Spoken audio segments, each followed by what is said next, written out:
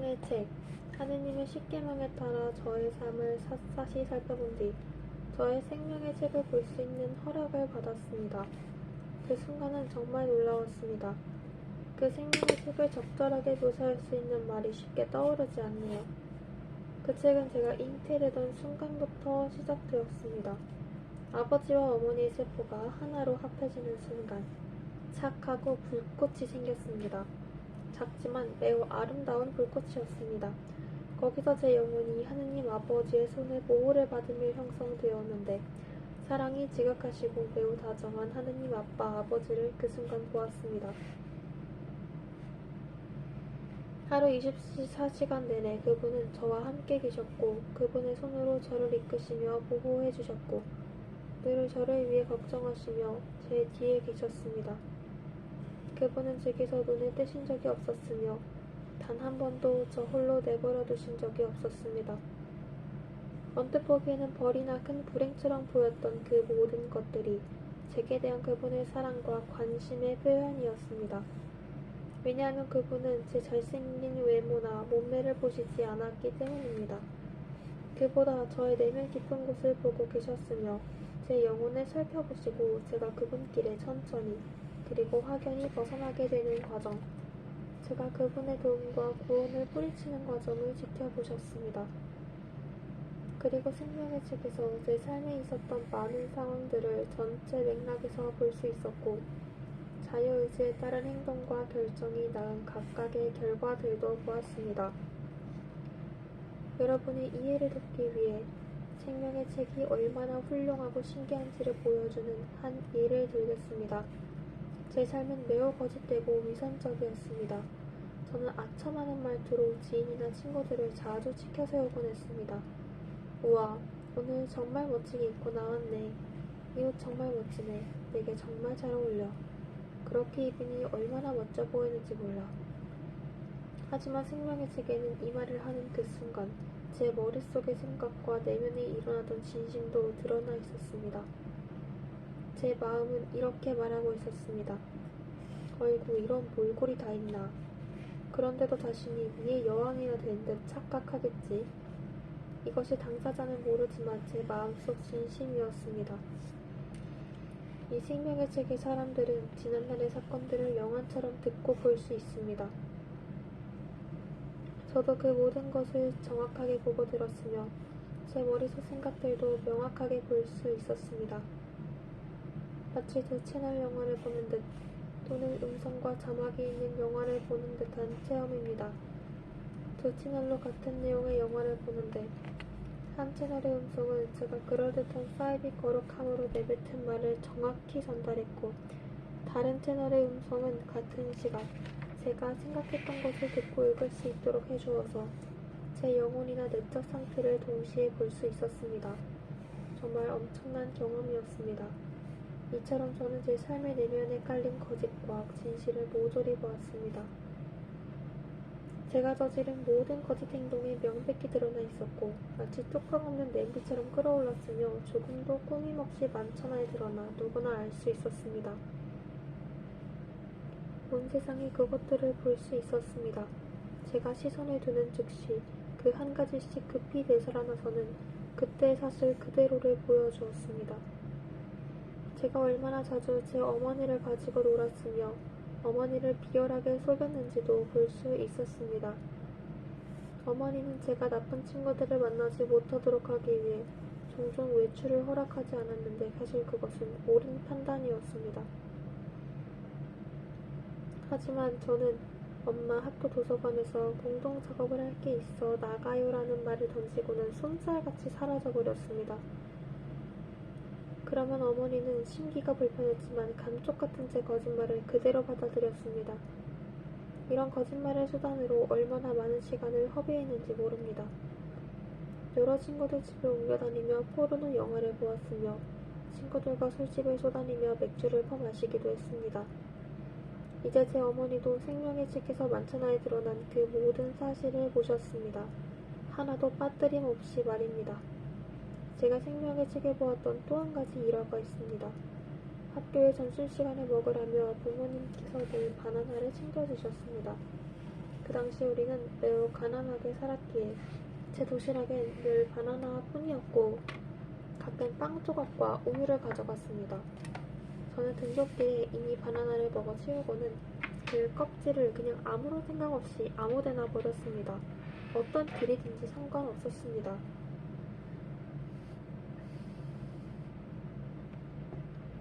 그러니 제가 무심코 던져버린 바나나 껍질이 그냥 주변에 나뒹굴고 있었습니다. 이렇게 바닥에 던져진 껍질 때문에 몇 번이나, 물론 매번 그런 것은 아니지만 어떤 일이 벌어졌는지 주님께서 제게 보여주셨는데 정말 놀랍고 가슴 아픈 장면들이었습니다. 바나나 껍질에 미끄러져서 넘어졌던 사람들을 보니 몇 번인가는 심하게 넘어져 목숨까지 위태로울 뻔했으며 만일 그 사람이 목숨을 잃었더라면 제가 그 책임을 져야 했을 것입니다. 이 모든 것이 제게 주변 사람들에 대한 배려심이 없었고 책임감과 자비심이 결여된 때문이었습니다. 이런 일도 있었습니다. 한 번은 슈퍼마켓에 물건을 사고 계산을 하는 중 여자 계산원이 실수로 4,500페소나 되는 돈을 제게 더 많이 거슬러 준 적이 있었습니다. 저는 이것을 제대로 깊게 뉘우치거나 제 잘못에 대해 진정으로 괴로워하며 고해성사를 받지도 않았습니다. 저희 아버지는 존경받는 삶을 살아야 한다고 자녀인 우리들에게 항상 가르쳤고 가난해도 한 사람의 명예를 고귀한 자산으로 생각해야 한다고 하셨습니다. 특히 우리 자신의 명예를 말입니다. 몇 퍼센트도 안 되는 적은 돈이라도 하더라도 다른 사람의 돈에 절대로 손을 대서는 안 된다고 하셨습니다. 그래서 이처럼 기사에 착오가 생겼을 때 저는 제 진찰실로 운전해 가는 중 그 착오를 알아채고는 혼잣말로 이렇게 중얼거렸습니다. 어이구, 이 주책바가지 아줌마. 이 멍청한 여자가 나한테 4,500페소를 더 많이 거슬러 주지 않았더라면 내가 돈을 돌려주러 되돌아가는 일이 생기지 않을 텐데. 그래서 다시 슈퍼마켓으로 되돌아가려는데 엄청난 교통체증에 걸렸습니다.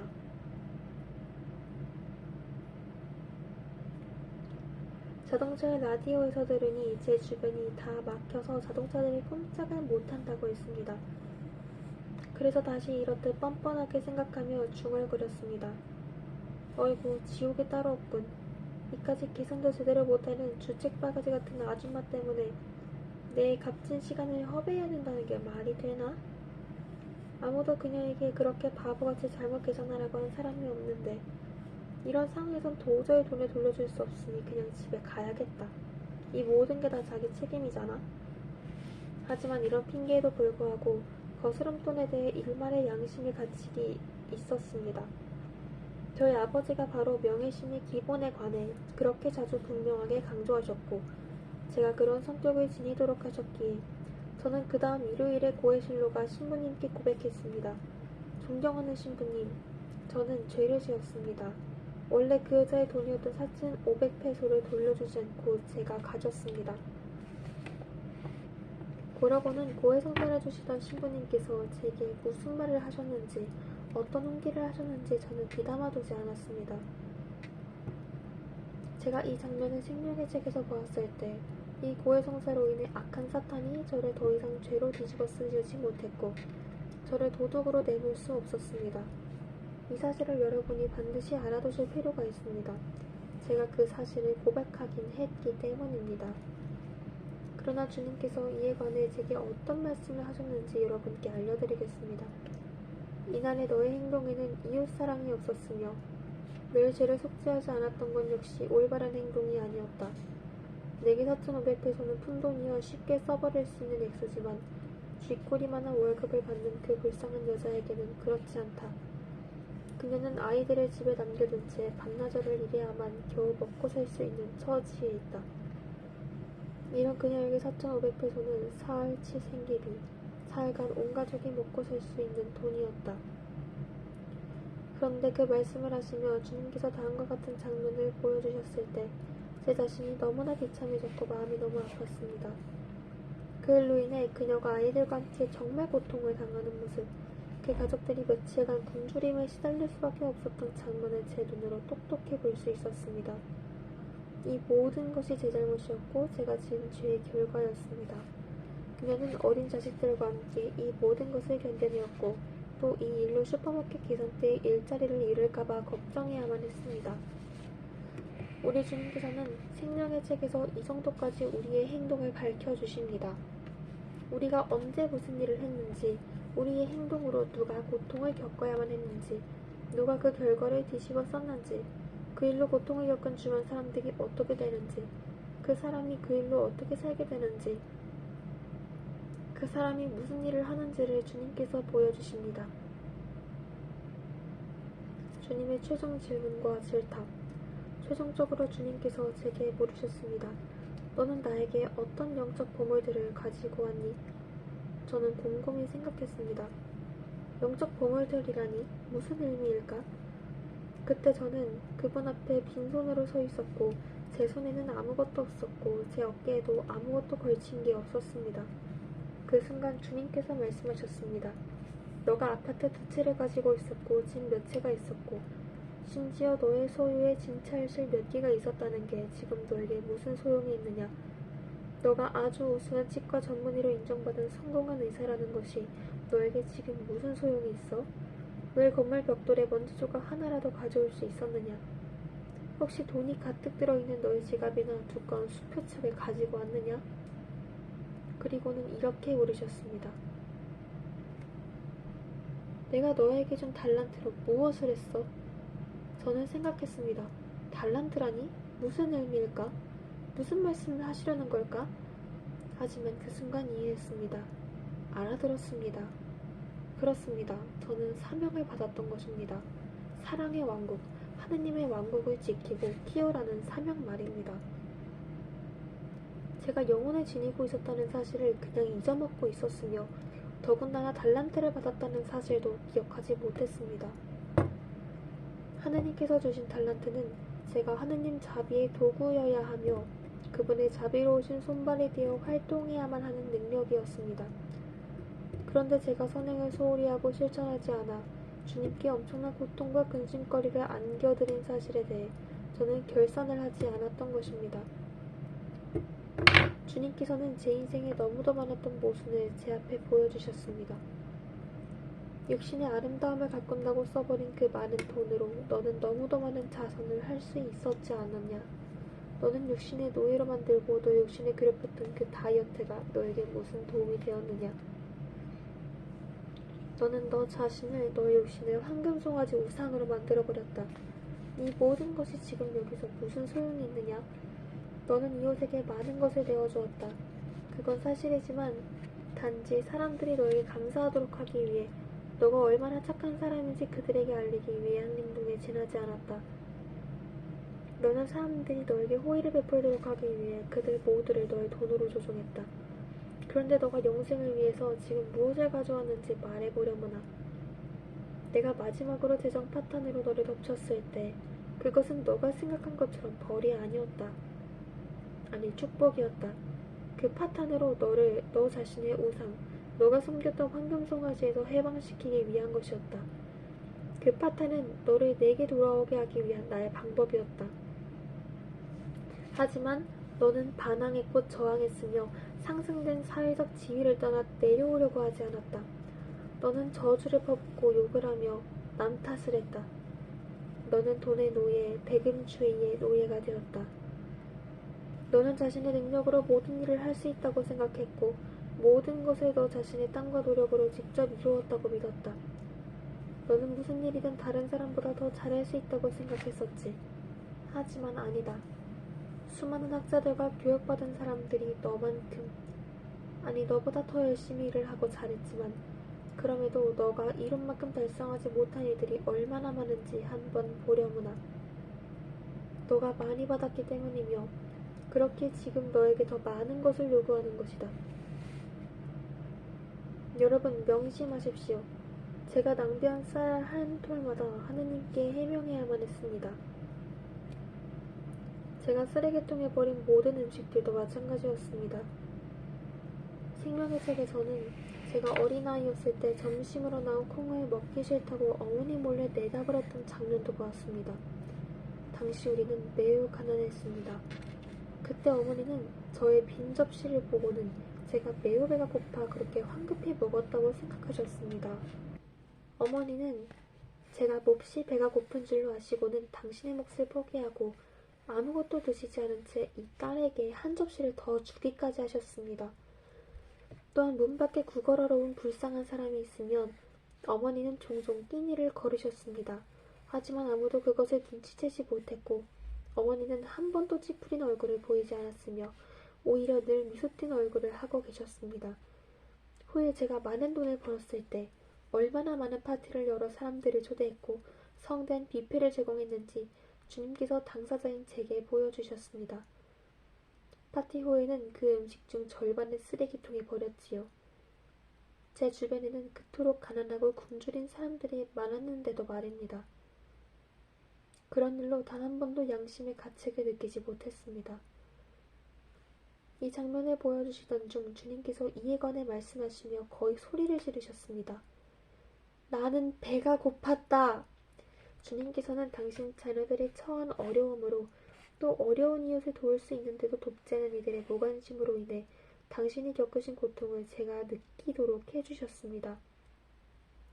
또한 제 집에 얼마나 많은 물건들이 있었는지 주님께서 보여주셨습니다. 멋진 물건들이 쌓여 있었습니다. 모두 값비싼 상표의 상품들이었고 최고 명품 의류들, 우아한 속옷, 최상의 물건들이 가득했습니다. 그리고는 주님께서 말씀하셨습니다. 나는 바로 너의 곁에서 헐벗고 있었는데 너는 옷장 가득 넘치게 낭비하며 살았다. 그렇게 많은 옷들이 있었는데 전혀 입지 않은 것도 많았다. 저는 아는 사람들이 제게 없는 물건을 가지고 있거나 제 것보다 더 좋은 물건을 가지고 있을 때면 질투심이나 그것보다 훨씬 좋은 것을 장만하곤 했습니다. 저는 늘 시기심으로 가득 차 누구보다도 앞서고 싶었고 모든 이의 시선을 끌 수 있는 최고의 가치를 자랑하는 명품을 가지고 싶었습니다. 남의 떡이 더 커 보인다라는 말처럼 비교는 시기를 낳습니다. 하지만 의식적으로 주변 사람의 시기를 유발하는 것도 죄이며 누군가의 질투를 유발하는 행동을 의식적으로 해 그것을 즐기는 것도 죄입니다. 주님께서 제게 말씀하셨습니다. 너는 교만했고 너보다 더 높은 지위나 부를 소유한 사람들과 늘 너 자신을 비교했다. 그러면서 너보다 못한 사람들은 거들떠보지도 않았다. 너가 가난했을 무렵 너는 선한 사람이었지. 심지어 너에게 부족한 것조차도 진심으로 나눠주었다. 주님께서 그 일이 흡족하셨다는 것을 보여주셨습니다. 당시 저는 새로 산 테니스화를 거리에서 만난 신발이 없던 한 남자아이에게 주었습니다. 하지만 아버지께서는 매우 힘들게 제게 신발을 장만해 주셨기에 제대로 불호령을 내렸습니다. 정말 화가 나셨던 것이죠. 먹고 살 것도 넉넉지 않았는데 새 신발을 남에게 주어버렸으니 당연했습니다. 하지만 주님의 시선으로 볼 때 그건 칭찬할 일이었습니다. 비록 우리 가족이 매우 힘들게 살았지만 하느님께서는 당시 우리 가족에게 매우 큰 축복을 내리셨습니다. 그리고 제가 만일 그분을 떠나지 않았더라면 받았을 은총을 얼마나 많이 준비해 놓고 계셨는지, 제가 얼마나 많은 사람들을 도울 수 있었는지를 보여주셨습니다. 주님께서 말씀하셨습니다.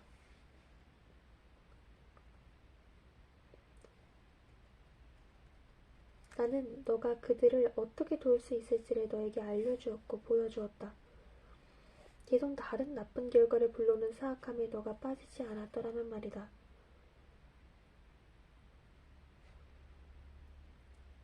하느님께서는 우리를 엄격하게 대하십니다. 계속해서 주님께서 제게 보여주셨습니다. 그런데 봐라. 만일 너가 이 젊은이를 위해 기도했더라면 그는 자살하지 않았을 것이다. 그를 위한 다른 길이 열렸을 것이다. 하지만 저는 단 한 번도 성령에 감화된 적이 없었습니다. 다른 사람의 어려움에 마음이 움직인 적이 한 번도 없었습니다. 제 마음은 돌처럼 굳어 있었습니다. 저는 제 마음을 주님 은총의 물결에 열어놓을 수도 없었고 그러기를 원하지도 않았습니다.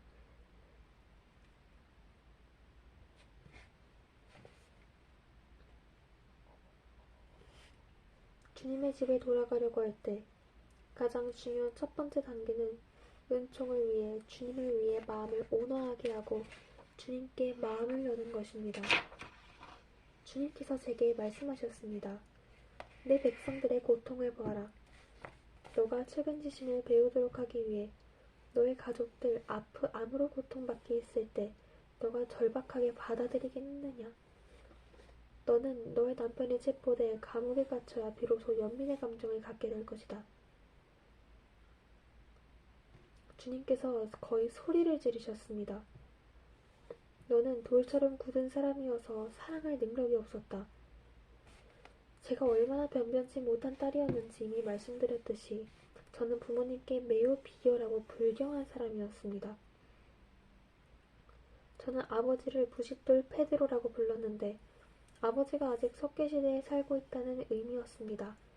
TV 만화 시리즈인 플린트 스톤에서 따온 것입니다.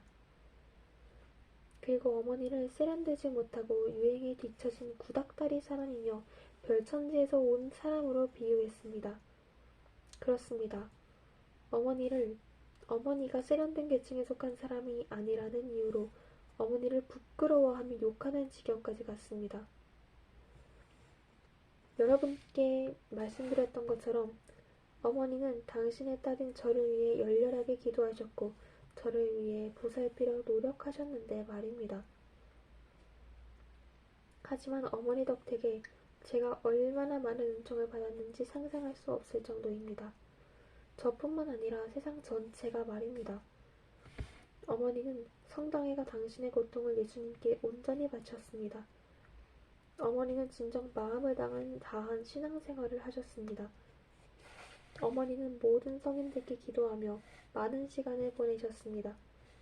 그리하여 어머니는 수없이 많은 은총의 중개자가 되셨습니다.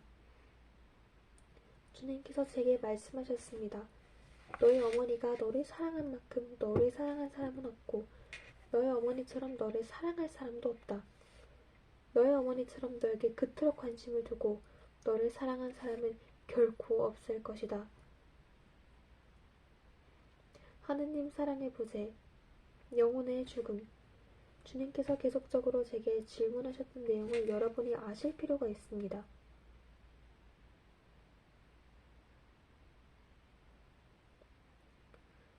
주님께서는 사랑, 헌신적이고 아무런 조건에 매이지 않은 사랑에 대해 계속해서 질문하셨습니다. 그리하여 주님께서 표현하신 그 사랑, 그 카리타스, 그 자비, 그러한 이웃사랑이 제 안에 없었다는 사실들을 그제야 제대로 인식할 수 있었습니다. 지금까지 제 삶의 모든 순간과 사건들을 집약해 바라본 결과 토대로 생각해보면 우리 모두가 태어나면서 그분께 대해 받았던 사명과 달란트인 하느님의 사랑을 살아가며 잃어버렸습니다. 그래야 우리는 그것의 부재 상태에 있습니다. 주님께서 제게 이렇게 설명하셨습니다. 알겠느냐? 너의 영적 죽음을, 너의 영혼은 이미 죽었다는 것을 그제야 매우 분명하게 알게 되었습니다. 제 육신은 아직 살아있으며 숨을 쉬고 있지만 사실 저는 오래전에 죽었다는 것을, 제 영혼은 이미 죽었으며 그것도 질식해 죽었습니다. 영적 죽음은 영혼이 만든 죽은 것이며 영혼이 질식해 죽은 것입니다.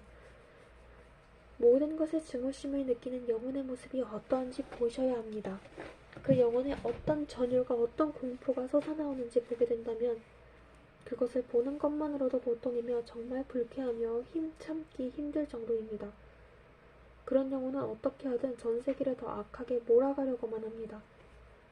무거운 죄를 안고 있는 영혼도 그와 마찬가지입니다. 그 제 영혼이 그 본복이었습니다. 저는 외적으로 볼 때 값비싼 향수 냄새를 풍기며 비싼 옷을 걸치고 있었지만 그 안에 있던 제 영혼은 지독한 악취를 풍기며 인간과 악령의 사악함에 사악함이 급치해서 어슬렁거리고 있었습니다. 제가 늘 우울증에 시달렸고 나쁜 기분에 사로잡혀 있을 수밖에 없었던 것은 당연했으며 그럴 수밖에 없었습니다. 하느님께서는 이렇게 말씀하셨습니다. 너의 영적 죽음은 바로 너가 다른 사람들과 그들의 고통에 대해 전혀 무관심해지면서 시작되었다. 너는 그들에 대해 그냥 아무런 감정이 없었다.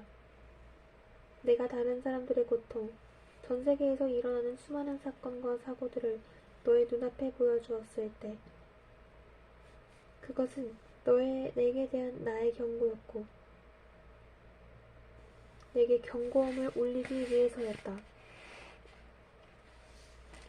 너가 텔레비전이나 다른 언론 매체를 통해 사람들이 납치되어 살해당하고 폭탄에 찢겨져 나가고 내쫓기게 된 모습을 볼 때면 너는 종종 그냥 피상적인 언급만 입 밖으로 내뱉었지. 어휴, 이 불쌍한 사람들.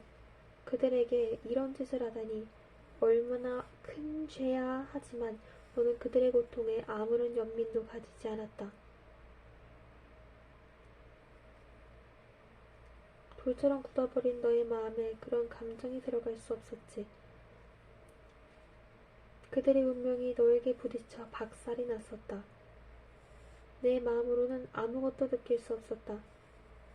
너의 마음은 돌처럼 딱딱했고 얼음장처럼 찬 벼랑이었다. 너가 지은 죄로 인해 너의 심장은 돌처럼 굳어버렸고 얼음덩이처럼 차갑게 변해버렸다. 마침내 제 생명의 책에 겉장을 덮었을 때 표현하기 힘들 정도로 큰 부끄러움과 슬픔이 제게 밀려들었습니다. 하지만 제가 살아가는 동안 창조주 하느님께 얼마나 사악하고 배은망덕하게 행동했는지를 깨닫고는 그것을 몹시 후회하며 느낀 고통은 그보다 훨씬 더 엄청났으며 견디기 힘들 정도였으니까. 왜냐하면 제가 지은 모든 대죄, 특히 너무도 불결한 정신과 타인에 대한 지독한 무관심과 가혹하고 비열한 모든 감정에도 불구하고 주님께서 항상 저를 찾으셨기 때문입니다.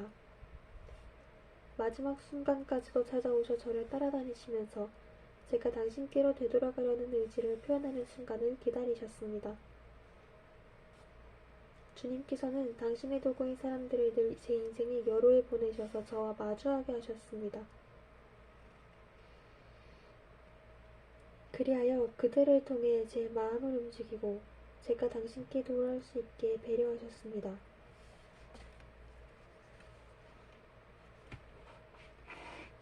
당신의 도구로 쓰신 사람들을 통해 제게 말을 걸어오셨고 당신께 주의를 돌리도록 하셨고 종종 아주 큰 소리로 저를 부르셨습니다.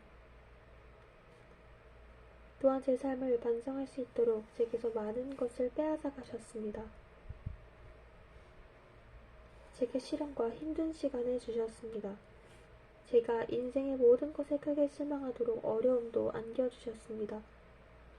이 모든 것이 오로지 저를 당신께 다시 돌아오게 하기 위해, 저를 올바른 길로 인도하기 위해,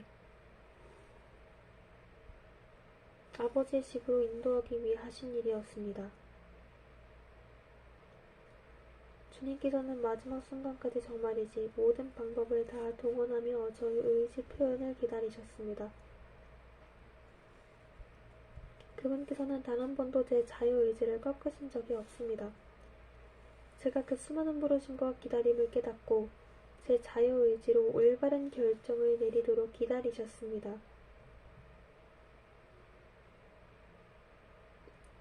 여러분은 우리 아버지이신 하느님이 어떤 분이신지 압니까?